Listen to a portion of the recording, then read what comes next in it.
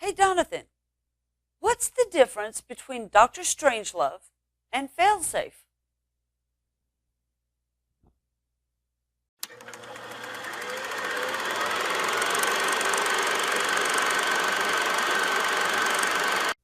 Good evening, everyone. I'm Kelly. And I'm Jonathan. And we are Craving Cinematics. So tonight we are sitting down to do a Silver Linings for Craving Cinematics, which is when we take or do a review on a movie from ages ago. And yes, I said ages ago. It came out in 1964, the same year that I was born. Not the same year I was born. Anyway, so yes, it did come out in 1964. And the movie we are talking about is called Failsafe. And it is directed by Sidney Lumet. And it stars Henry Fonda and Walter Matthau and Larry Hagman, a very, very young and cute Larry Hagman. Oh, he's precious before Dallas. Oh, so cute. But anyway, it is, well, you start off about what it's about. Okay. Now, Failsafe is one of those movies that I absolutely adore. The first time I saw it, just had me on the edge of my seat. It was so suspenseful. The thing is that Failsafe is based off of the fear of a nuclear holocaust. It came out in 1964, a year after the Cuban Missile Crisis. Everyone was still on edge for nuclear weapons. Exactly. But it also happened to come out not just the same year, the same week as Dr. Strangelove. Which is a movie I love. Now, Stanley Kubrick directed Dr. Strangelove based off a novel called Red Alert from Peter George. Now, the interesting thing about this whole thing is Columbia Pictures produced both movies. So what ended up happening is Kubrick and George ended up suing for copyright infringement. Suing somebody in Hollywood? Never! The same company, the nerve. Columbia Pictures. So they ended up suing and ended up getting settled out of court. But because Dr. Strangelove came out at the same time as Failsafe didn't do well at the box office. People wanted comedy. They wanted to be relieved of all this fear. So let's explain why these two movies, it's kind of ironic that, they came out at the same time. One of them's a comedy. Yep. One of them's serious. Yep. But they both tackle the same storyline. Almost identical, same storyline. Yes. You end up with a situation in Dr. Strangelove to where you end up with this colonel who had taken it upon himself to bring about nuclear war. And the way he does that is to instigate a problem with the system that makes them think that Russia is attacking the U.S. Now, in Failsafe, it goes a little bit different. But for me, it's more realistic, something that not only could happen, it did happen twice. And the way it worked is that the United States was testing out a new program for their bombers to deliver the warheads into Russia. They always did practice runs, war games. So they would fly around the border. Matthew Broderick. Oh, sorry. Another movie. Another Silver Linings. But another very, time. very close, though. What ended up happening was something occurred to that system to make the U.S. think that Russia was attacking them. So the order was given to send these bombers in. Now, that's as far as I'm going to go with it. I don't want to give away any spoilers here. Nor do we want the CIA busting in our studio and arresting us for giving away state secrets. But, well, it is common knowledge that the computer systems at NORAD had brought about a simulation to train the people inside NORAD as to what might happen in a crisis and when the United States is being attacked. But there was a time where that simulation got turned on and it wasn't supposed to and no one knew about it. So they actually thought we were being attacked. So we went all the way, I believe, DEFCON 2, which is scrambling the bombers, and they were in the air. There is some sergeant somewhere now a private. Yep.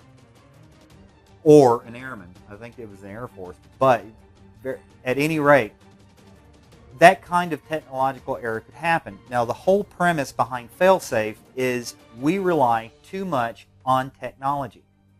Now, Walter Matthau's character is a PhD, and he had been working with the government to determine what are acceptable losses in a nuclear war.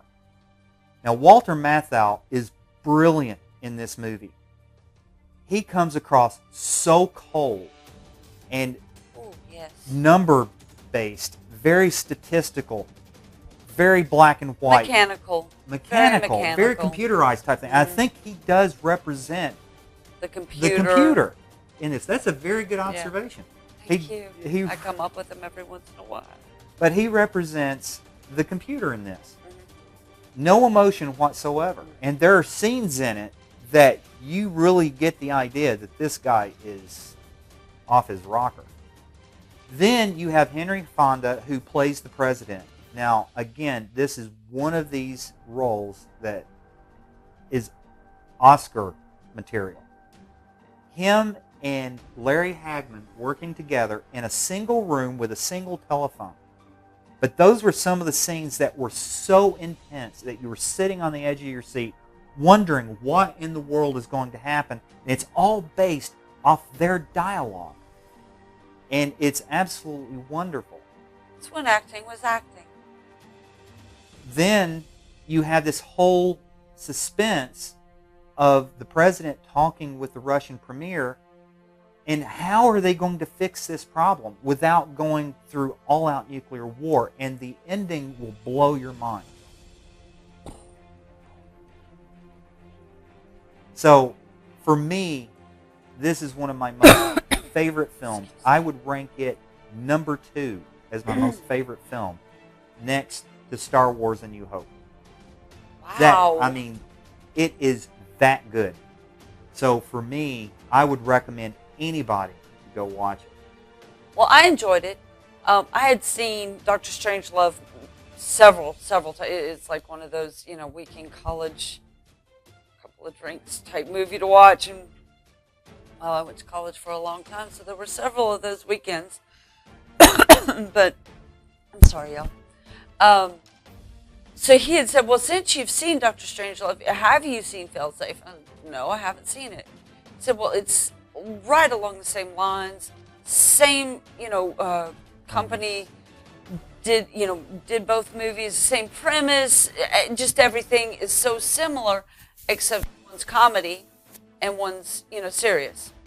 And so we sat down to watch Failsafe, and wow, guys, if you've got a weekend that it's raining outside and it's cold, or snow, some of you are starting to get snow, this is a good one to sit down and watch. Grab yourself a cup of coffee, hot chocolate, hot tea, which is what I prefer, and something much stronger to get those nerves calmed down after watching it. Because both of these movies, even though one's funny and one's serious, tackled kind of the same thing. The fear. And it was the fear of nuclear war, which was so prevalent back in the 60s on through, the mid 80s. Mm-hmm. And, we should still be afraid of it, but we got other things to be afraid of. Well, there are some things going on in this country that... we should, no, we're not even... Let's just say, just like in the 60s, 63, 64, fear is the number one word.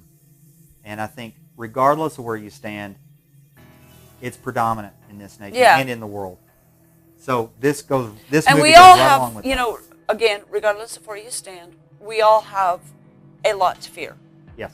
And that's what this movie brings out. And I mean, it brings it out.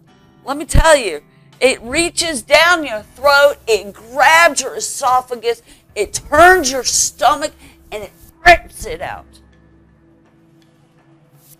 Fear. Damn. Fear. Fear. I mean, there's all kinds, Hollywood plays on all different emotions. Each movie can be categorized into an emotion. And this one, definitely. What's the word? What's fear? Are you saying it? Are you saying fear? Okay, you're right. You're right. It capitalizes fear. Well, with that said, we would love to know what you think. And go out and see this movie. Rent it on. I was going to say you can't go out to see it. Well, there may be. But if you have to get the DVD or Blu-ray, or if you happen to see it on Netflix, I don't think it's on Netflix, although it may be. I don't think so. Where did we get it?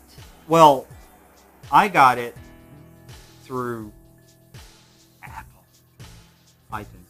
Well, don't do this like Apple's bad. There might be a lot of Apple people out there who like Apple.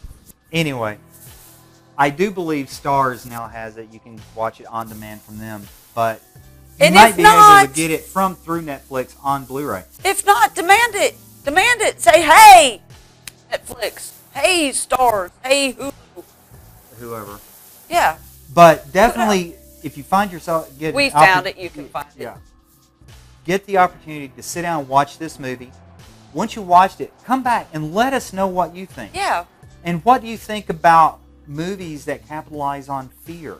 I mean, real life fear. And yeah, real life today, stuff going on, fear does that compound the fear? Does that help with it? In the case of Dr. Strangelove, they made it funny. Mm-hmm. So did that help alleviate the fear some by looking at it in a funny sense, so. True. Does that make sense? Yes, it does. But the thing is make no sense. There are a lot of movies out that capitalize on specific emotions from their audience that is going on in real life. I'm not referring to horror movies and that kind of thing. Things that aren't realistic. Thank you. I thought you were going to tell me it was real. Go ahead, just keep talking.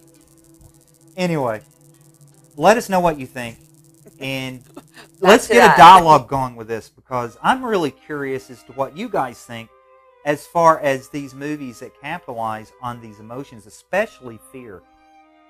I myself loved the movie simply because of the fear. Now, growing up in the 60s and the 70s as a child, I wasn't all that aware with what was going on. Once I saw it back in the 80s and looked back as to what had actually gone on, I became fearful. Could this happen again? Could we end up in a situation to where, this is going to be real? Well, it's kind of coming back around again. Yeah. With all the nations that are starting to build nuclear weapons. Again, yeah. So anyway, if you like this material, if you like what we're doing, like this video, give us a like, thumbs up. And if you really, really like it and you want to keep seeing more material like this, then subscribe and hit the bell icon so you can get notified when we have a new video out. Right. So I'm Donathan. And I'm Kelly. And we are Craving Cinematics. Have a blessed evening. Bye. Bye.